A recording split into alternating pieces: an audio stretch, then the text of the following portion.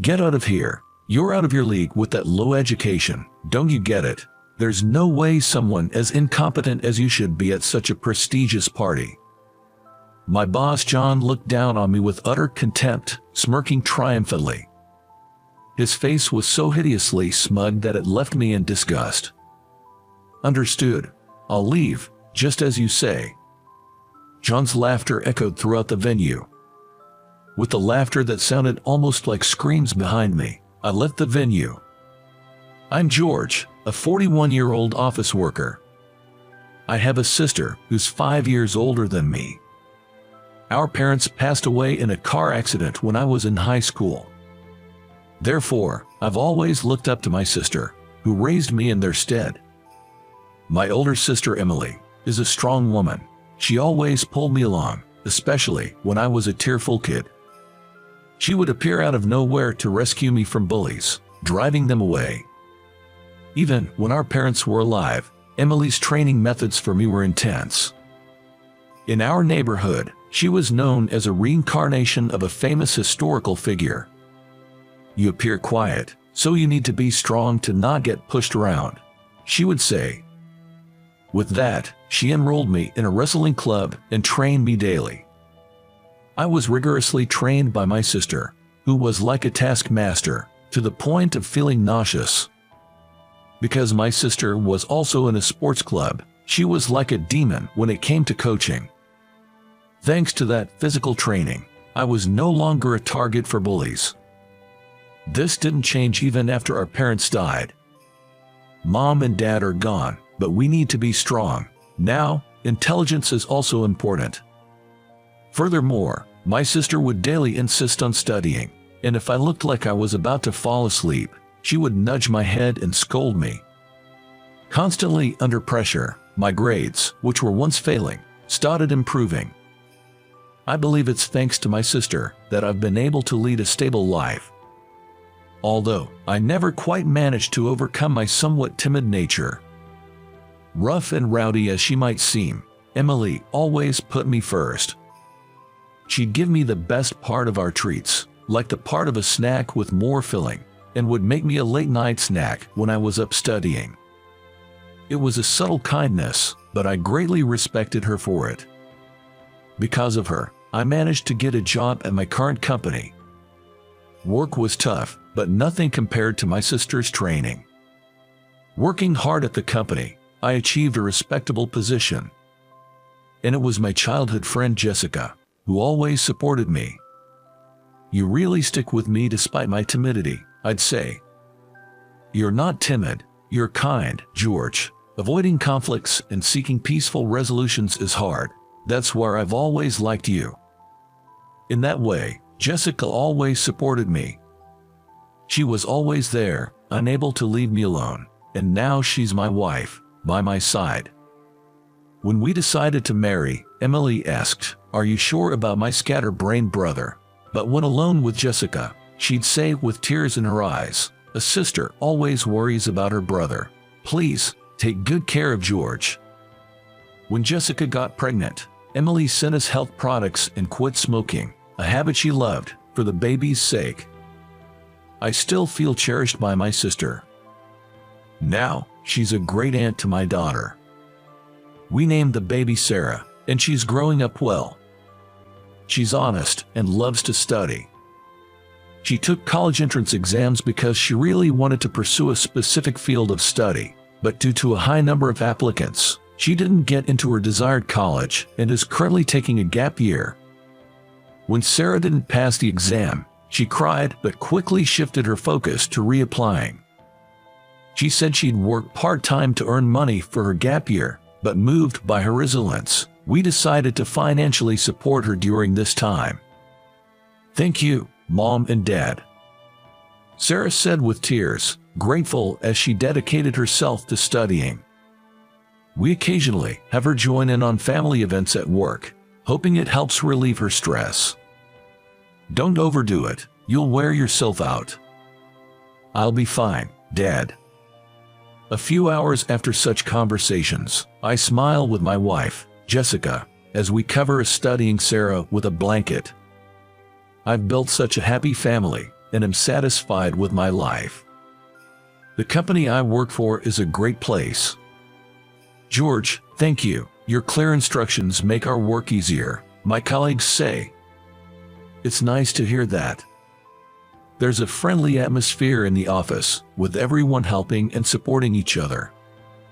Whenever I had free time, I actively offered my help around. I found joy in helping my juniors grow. Hey, you incompetent, think you're in a position to talk like that? John's arrival instantly sours the previously comforting environment. John was headhunted from his previous company and became our boss. He's particularly fixated on academic credentials. Being about 10 years younger than me and already in a position of authority, his pride seems immense. Everyone listening to this lowly educated man will only make you dumber. You know, I graduated from an elite university. John seemed quite proud of his educational background, bringing it up at every opportunity. He would go on and on about how hard he worked for his exams and the wonderful lectures he attended in college, stories from over 10 years ago. He even asks each junior about their educational background. Hey, where did you go to college? He would interrogate the juniors about their educational background and alma maters, and if he found his to be superior, he would snicker condescendingly. If he considered theirs to be slightly prestigious, he would become irritated and even inquire about their high schools. What a waste, coming from such a good high school and ending up like this. Your parents must be so disappointed. He seems unable to rest without belittling something. I've always felt that actual work performance is more important than educational background. If he has time to brag about his education and mock others, he should focus on improving his work performance. After boasting, he'd just play on his phone, which was exasperating. However, since I'm his main target, I knew he wouldn't consider my opinions. Hey, which university did you attend? Tired of his pestering, I tried to evade the question, but he persisted. Harvard University, Yale University. No. Some other national or private university. No. Could it be you're a vocational school graduate? His attitude was increasingly irksome. No. Can you please focus on work instead? Just as I was about to continue, John burst out laughing. So, you're a high school graduate. No wonder you can say it out loud. High school graduates aren't really decent people, are they? John burst into a fit of laughter, calling it a masterpiece. After labeling me a high school graduate, he ridiculed me fully. Even with his previously haughty attitude, he used to call me by my name. Hey, incompetent. After that conversation, he started referring to me as incompetent. Well, that was still bearable. Since the persistent annoyance towards the juniors was now focused on me, I thought it was better for me to take it quietly to protect them. But then it started affecting the work. Hey, incompetent. Take care of this task. Isn't this your assignment, John? And isn't the deadline tomorrow? An almost untouched project with a looming deadline was passed on to me. Despite always being on his computer, I wondered what he had actually been doing. You're incompetent, so having this much work should light a fire under you, right? Wait, this means overtime. Of course, it's overtime. Consider this a drill, a growth opportunity.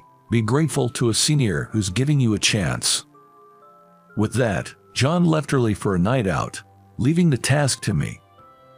It was a crucial project from a client whose trust was vital. If not completed by the deadline, it would harm our company's reputation. But the workload was too much for one person. There's no need for such harsh words. Don't worry, George, we'll help you. Don't worry, I live alone. It's fine if I stay up all night. At that time, my juniors, having overheard the conversation, offered their help. I was truly grateful. I informed my wife, Jessica, that I'd be pulling an all-nighter, and somehow we managed to finish the project. I felt sorry for my juniors, all of them sporting dark circles under their eyes. That's when John showed up, not to appreciate our efforts, but to yell at us. "Hey, what are you doing with those foolish faces? You finished the work, right?" I was too tired to be angry, and all the credit for our hard work was taken by John. Naturally, the atmosphere in the department turned tense and uncomfortable. Feeling helpless, I let out a sigh. No matter how hard I worked, only John received praise from the clients. It seemed my exhaustion was also reaching my wife. "Are you okay? You've been looking pale lately." "Do I look that way?" "Yes, you didn't come home last night, and Sarah was feeling lonely." "I see. Something's bothering you. Would you like to talk about it?" Weary, I ended up venting to Jessica. "Actually, there's this troublesome guy who's become our boss. He's been piling work on me, but thanks to the juniors, we managed." "That sounds tough. Tell me more about it." I took advantage of Jessica's kindness and talked more about John. "How dare he? That's unacceptable." Jessica was angry on my behalf. I found solace in her. From time to time, I would vent to her about the days of being bullied by John. But considering my juniors, I knew I had to do something soon. The day my patience ran out finally came. John nudged me with his elbow and started talking to me. "Hey, incompetent. You have a daughter, right? A daughter? Don't play dumb. It's about your daughter who's taking a gap year." How does he know about my daughter? I remembered that he probably saw her at the company-wide barbecue we had. Despite a bad feeling, I asked John, "What about my daughter? That girl, failing to get into college, is just as incompetent as you." "So, what about it?" Well, she's not bad looking. Consider yourself lucky. I'll take her as my wife. She can do household chores and cleaning, right?" "What?" I was in shock as if struck by lightning. "Daughters of incompetence like you don't have many suitors. So, this weekend, host a dinner for me and introduce her. Who knows, with the right approach, she might become a good woman." In other words, John was targeting my daughter. There was no way I could allow that. Anger made my fists tremble. "If you hand over your daughter, I might talk to my uncle about promoting you. For someone like you, promotion is an honor you've never dreamed of."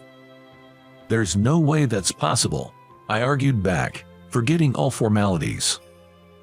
Who would hand over their daughter to a man nearly 20 years older? John seemed surprised that I resisted. "Incompetent, and yet you dare defy me. Brave of you."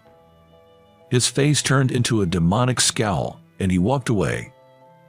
His hostility towards me intensified after this incident. Jessica, more worried about my increasing workload and worsening complexion, tried to get me to talk, but I couldn't. The thought of our daughter being targeted by an older man would hurt both Jessica and Sarah. I couldn't bear the feeling of my own inadequacy. "George, join me for a drink. It's been a while." Emily. One day at work, my sister called out to me. My sister and I worked at the same company. Though we were in different departments and positions, occasionally, she would drag me to a drink. "Jessica told me a lot.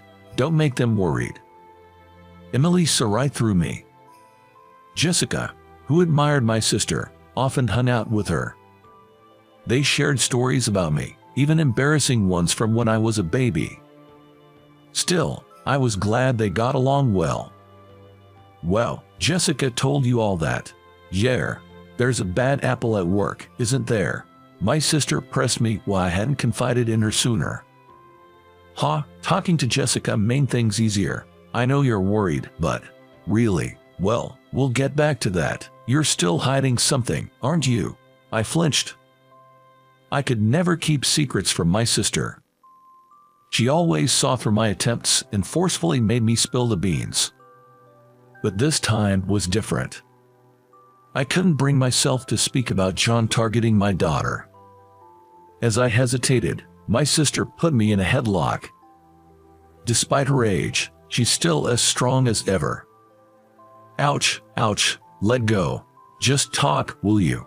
You always overthink and make things more complicated. Speak up now or it'll get worse. I gave in and told her about Sarah being targeted. Is that so? Well, all right. Leave it to me.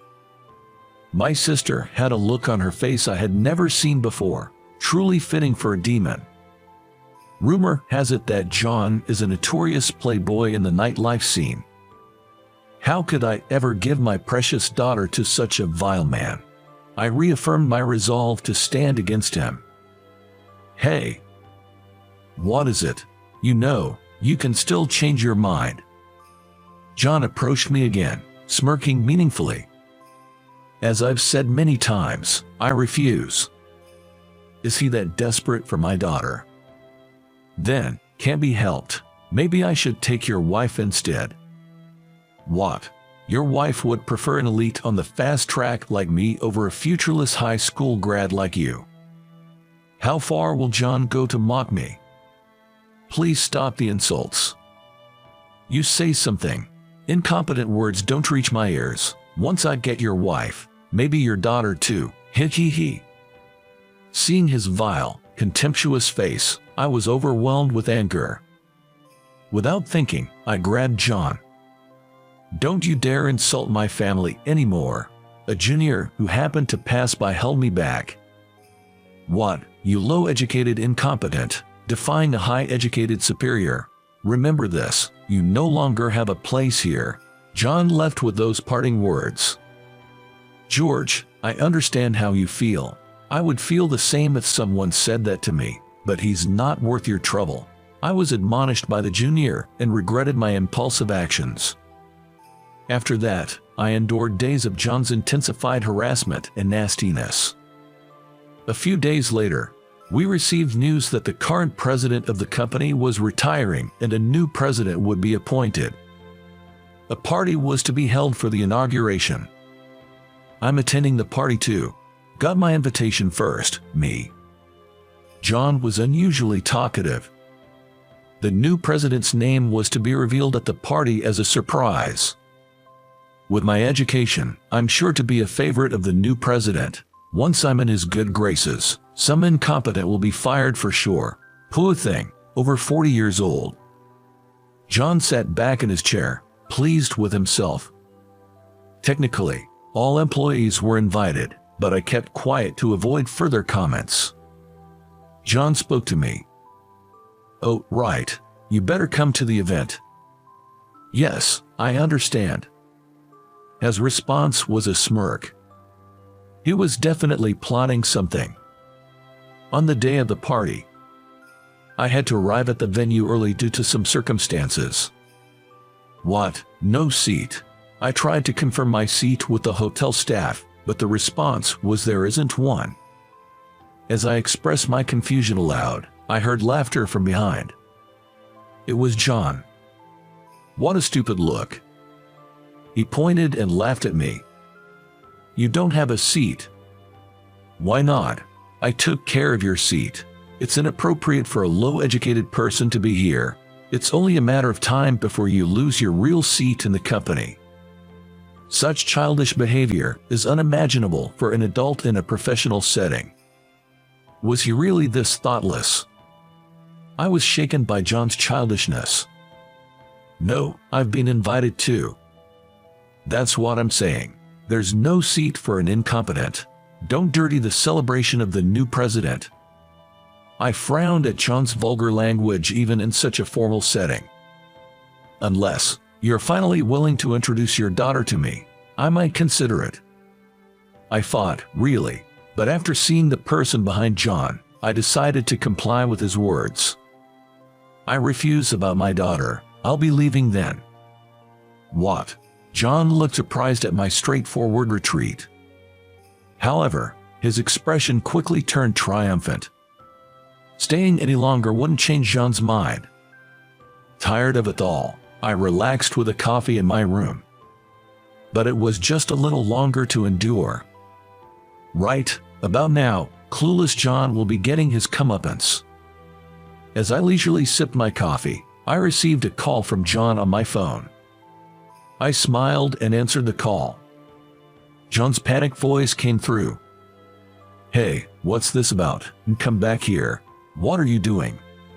His voice, filled with panic and the angry shouts leaking from the speaker, made me laugh. "You didn't expect me to be the new president announced today, did you?" Yes, the new president to be introduced at the party was me. The person who was watching me from behind John was my sister. John must not have noticed her at the time. Unfortunately for you, I am the new president who was to be announced at today's party. Actually, the company was founded jointly by my sister and her husband. My sister, having studied business management with a college friend who is now her husband, teamed up to start the business. The company grew rapidly under my assertive sister and my brother-in-law, who was a genius at administrative work. After the company was on track, my sister supported him from behind the scenes. He was always kind to me, and I aspired to be like him. My sister always laughs it off when talking to me, but I can tell by looking into her eyes. She is truly in love with her husband. Admiring my sibling couple, I wanted to help and join the company. No special treatment because we're family. My sister didn't favor me, so I had to join purely on my own merits. I didn't want to be promoted easily because I was family, so I asked not to be put in a position. That's why only a few trusted people in the company knew I was the president couple's brother. Then one day, my brother-in-law was diagnosed with a serious illness. His surgery was necessary, but unfortunately, his physical strength was waning in his 50s. Unable to fully function as president, he decided it was unfair to the employees to continue. So, he stepped back to become chairman, and a replacement was needed. I was the one chosen for the position of the new president. "You're taking over for my husband." I remember spitting out my drink when my sister suddenly told me this during a drinking session. "Wait, hold on, there must be someone more capable in the company. With my husband's condition and my upcoming business, I need someone I can trust to kick into gear." Though she put it roughly, I knew she recognized my abilities. I chuckled at her transparent attempt to hide her feelings and scratched my head. I'm no match for my sister, am I? With Sarah involved, I had to put in a nail before anything bad happened. That's why my appointment as the new president was decided. My brother-in-law felt the same as my sister, humbly suggesting that if they were to entrust the company they started together to someone, it had to be me. Ever since we first met, I felt you had a similar aura to me. You may hold a lower position, but you have real talent. Please, take this on. Unable to refuse under such circumstances, I resolved to become the new president. This was communicated only to the executives, and those who didn't know I was their brother were surprised. But, having been informed by my sister and brother-in-law, they accepted my new role as president. However, John had no way of knowing this. Even if I told him the truth, he would have dismissed it as a lie, so I didn't think it mattered much. This party was meant to officially announce me, a family member of the former president, as the new president, and to celebrate the full recovery of my brother-in-law. But since the new president was turned away, the plan was disrupted, and instead, it became a place to denounce John. Especially as my brother-in-law, who was just recovering from illness, was not fully aware of the situation and became even angrier. While on the phone with John, I opened my messaging app and saw a text from my sister, "Come back immediately." I got up and left the room. I had booked a hotel near the company, so I ordered room service coffee in my room. Therefore, I was able to return to the venue immediately. I had to go right away, or else not only John, but also I might be reprimanded. Sorry to keep you waiting. As I entered the venue, everyone's eyes were on me. It was my first time receiving so much attention. Somewhat nervously, I headed towards my sister. Phew, you're here. So, what about this fool? There were my sister, smiling frighteningly, and my brother-in-law, with an angry expression. John was trembling like a frightened deer. Wait, this is a joke, right? Someone incompetent like George can't be the new president. What are you saying? He's our brother. But he is. How dare you refer to the new president like that? My brother-in-law's angry shouts echoed through the venue. Despite having been ill just a while ago, his anger was impressive.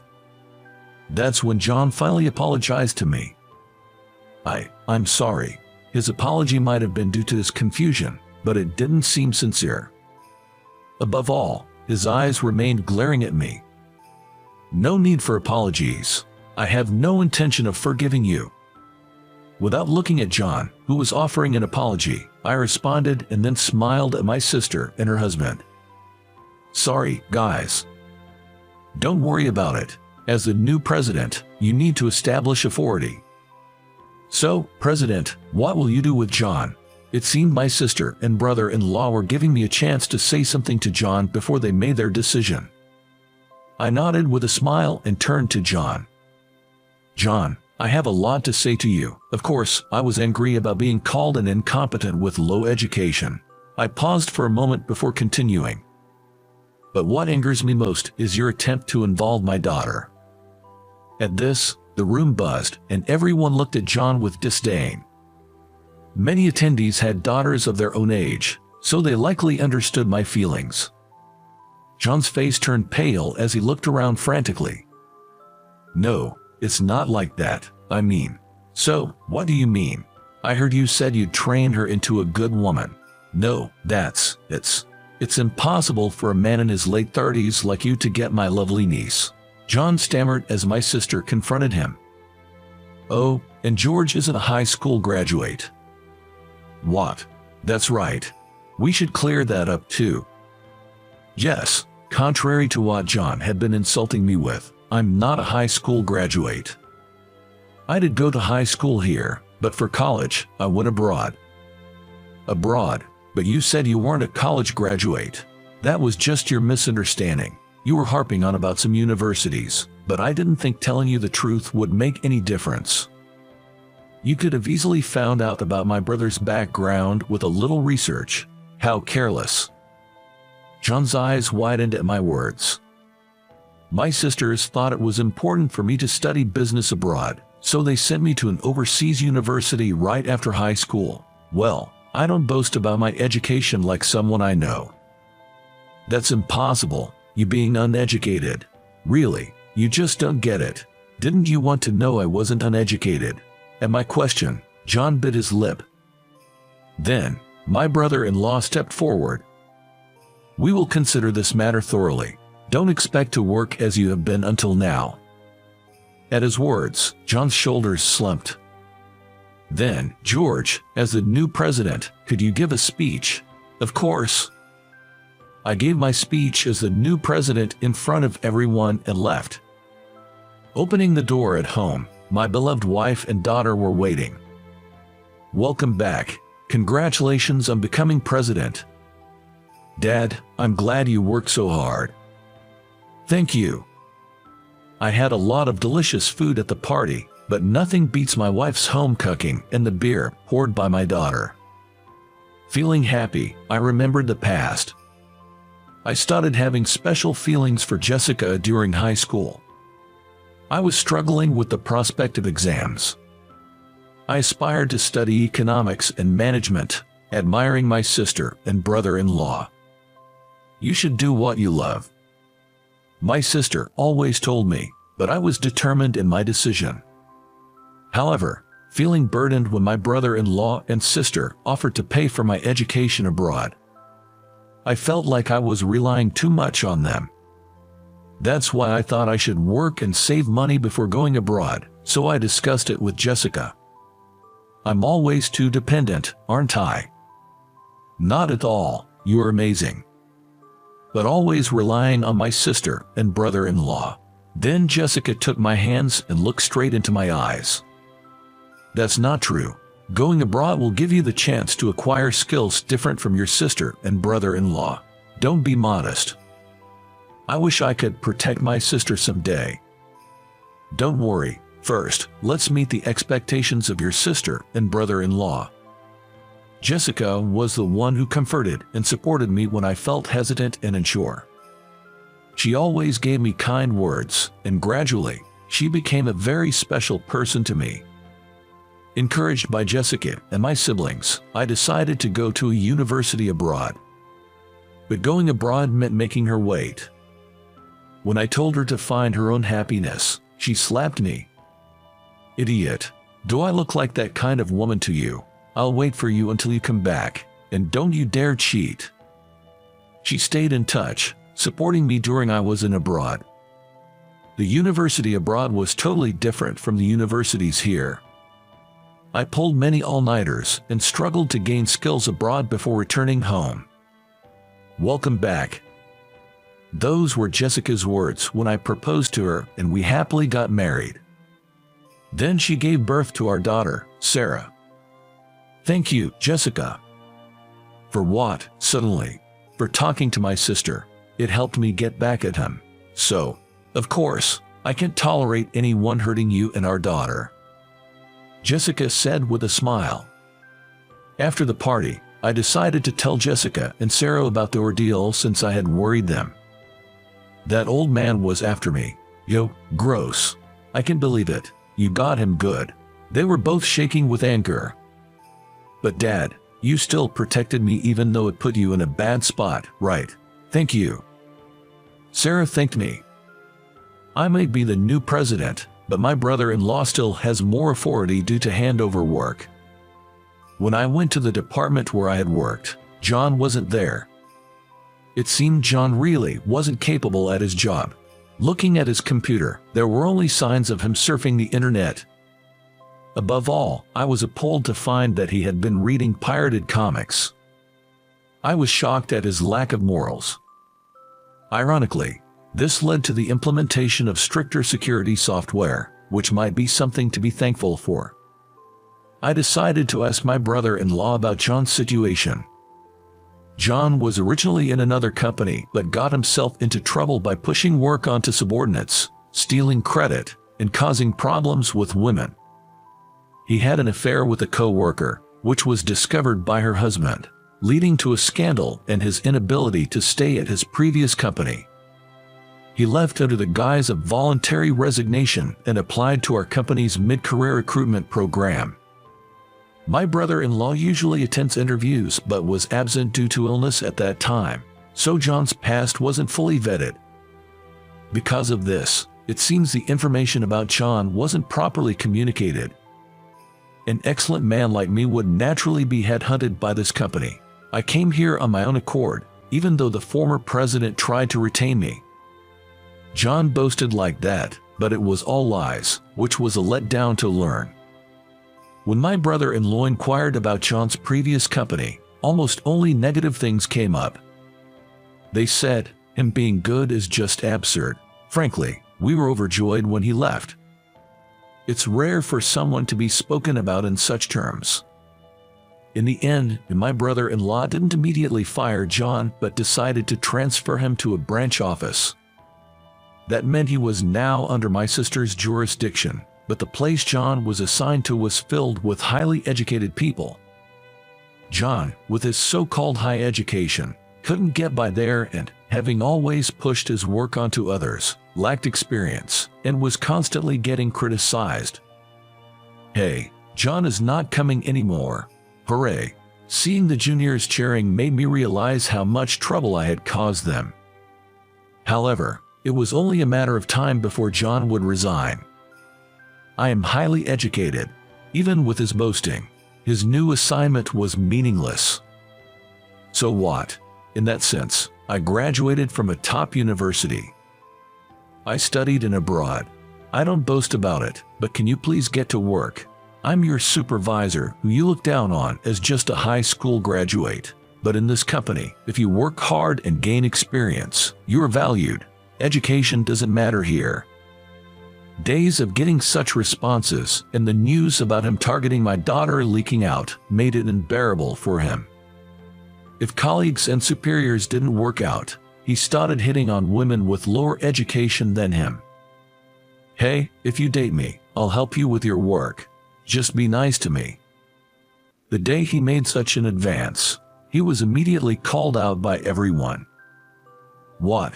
That's not okay in this day and age. I'll sue you. Also, it's creepy for an older man like you to ask me out." John faced angry reactions every time he tried to approach the female employees.